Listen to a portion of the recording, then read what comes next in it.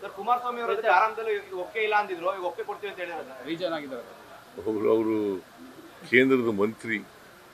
ಯಾರು ಅವರು?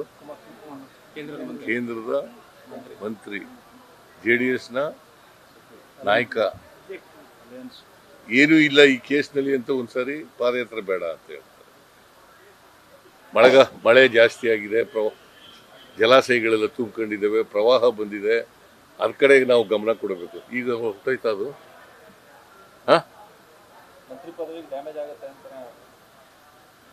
ಕೇಂದ್ರ ಸರ್ಕಾರದಲ್ಲಿ ಮಂತ್ರಿ ಆಗಿದ್ದಾರೆ, ಅವ್ರ ಮಾತನ್ನ ಕೇಳ್ತಾ ಇದ್ದಾರೆ ಅಂತ. ಅವ್ರ ಮಾತನ್ನ ಕೇಳ್ತಾ ಇದ್ದಾರೆ ಅಂದ್ರೆ ಇವ್ರು ಸ್ವಇಚ್ಛೆಯಿಂದ ಮಾಡ್ತಾ ಇಲ್ಲಲ್ಲ.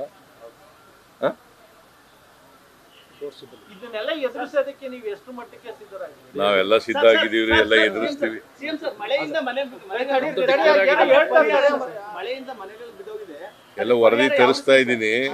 ಮನೆ ಬಿದ್ದಿರೋದಿರ್ಬೋದು, ರಸ್ತೆ ಕೆಟ್ಟಿರೋದಿರ್ಬೋದು, ಬ್ರಿಡ್ಜ್ಗಳು ಬಿದ್ದೋಗಿರೋದಿರ್ಬೋದು, ವಿದ್ಯುತ್ ಕಂಬಗಳು ಹೋಗಿರ್ತಕ್ಕಂಥದ್ದು ಇರ್ಬೋದು, ಇದ್ರ ಬಗ್ಗೆ ಎಲ್ಲ ವರದಿ ತರಿಸ್ತೀವಿ. ಗೊಂದಲ ಆಗಿದೆ ಸರ್. ಅಂದ್ರೆ ಮನೆಗಳು ಕಟ್ಟಿಸ್ಕೊಡ್ತೀವಿ ಮತ್ತೆ ಪರಿಹಾರನೂ ಕೊಡ್ತೀವಿ ಅಂತ ಕೃಷ್ಣ ಬೈರೇಗೌಡರು ಹೇಳಿದ್ದಾರೆ, ಆದ್ರೆ ಆದೇಶ ಆಗಿಲ್ಲ. ನಾವು ಕ್ಯಾಬಿನೆಟ್ ನಲ್ಲಿ ತೀರ್ಮಾನ ಮಾಡಿದ್ದೀವಿ.